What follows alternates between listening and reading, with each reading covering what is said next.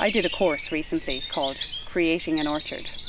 It was in a well-established 20-acre organic farm, about an hour's drive from me, hidden down a windy road with green grass down the middle, in Ireland's hidden heartlands, as the tourist board calls the centre of Ireland. What a great name. The day was a perfect, bright, crisp, dry April day.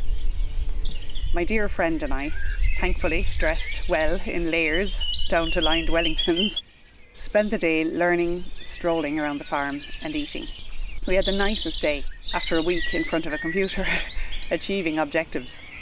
I always feel in my element in, let's call it, a conscious environment. One of the first things I learned from the course was that I knew nothing about apples or apple trees. We learned about pollination, grafting, and a whole bunch of other stuff. I was freshly amazed by the wonder of nature and the complicated systems that are right there under our noses. I hoped I'd learn how to restore our apple trees at home to full thriving state, like I remember them when I was growing up. Sadly, I discovered a thing called canker exists, and our trees, unfortunately, have it bad. It's a fungus that lives off the tree until it eventually dies. Nature can be harsh. The hierarchy of the food chain, competition, survival of the fittest. It's scary stuff. Just under our apple trees, in fact, there was a robin's nest with a mother and 3 little chicks in it. I had the idea to sneak out and film the nest and show it to you as part of this video. I had another video recently and there was a robin couple starring in it, so I was very excited that these might have been the parents. The harshness of nature struck again though, and I won't describe what I found when I arrived on the scene, armed with my camera.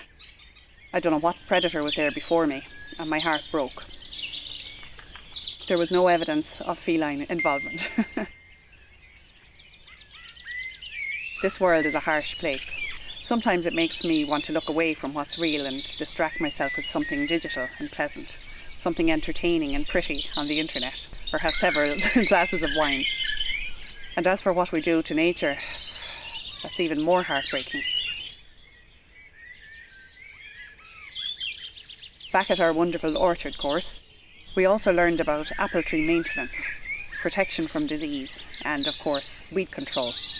How us humans can support a young tree facing too much competition for essential nutrients. There it was again, the survival of the fittest. This time, thankfully though, we had the opportunity to be the good guys.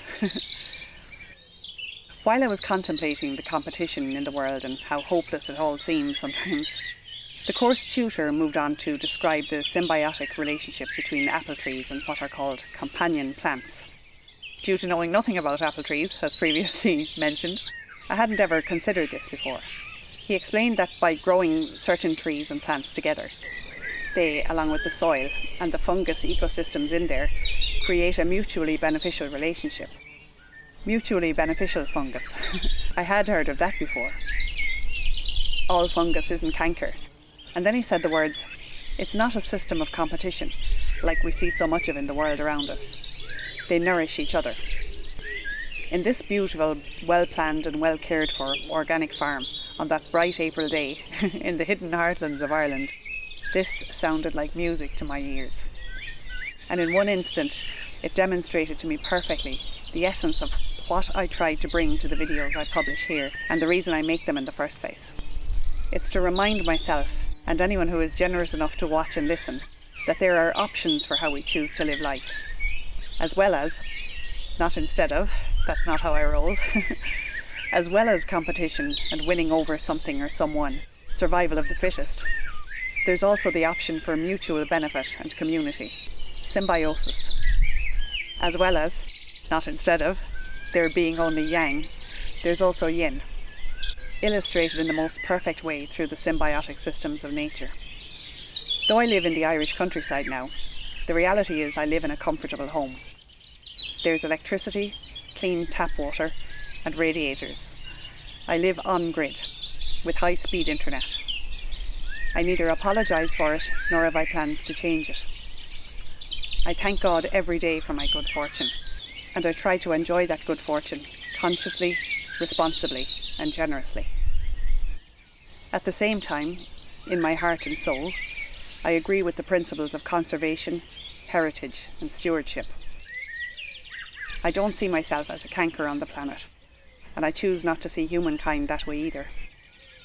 I choose to hope we can find ways to evolve our human ecosystems, beyond accepting that we're just a marketplace, and find ways to live in harmony within the ecosystems of the planet, and nourish each other. I believe a large number of people are doing that already, and I have hope that that number will grow. I haven't given up on our apple trees. I'll try to help them out. Maybe I'll try spraying them with diluted tea tree. I made that up, but it seems reasonable and like something worth investigating further. I'll feed them too. In real life, in flesh and bone life, in person, the people I know and interact with every day are good, care, and want to make the world a better place. That's the worldview I want to put the majority of my focus, energy and creativity into. And I'll continue to do my bit, whenever and wherever I can, and use my talents to make better what's right in front of me, what's in my control to change, even if it's very hard work, and what really matters. I made a video on leaving the city and a life in the Irish countryside, starring robins, and I've linked it here if you'd like to watch that next.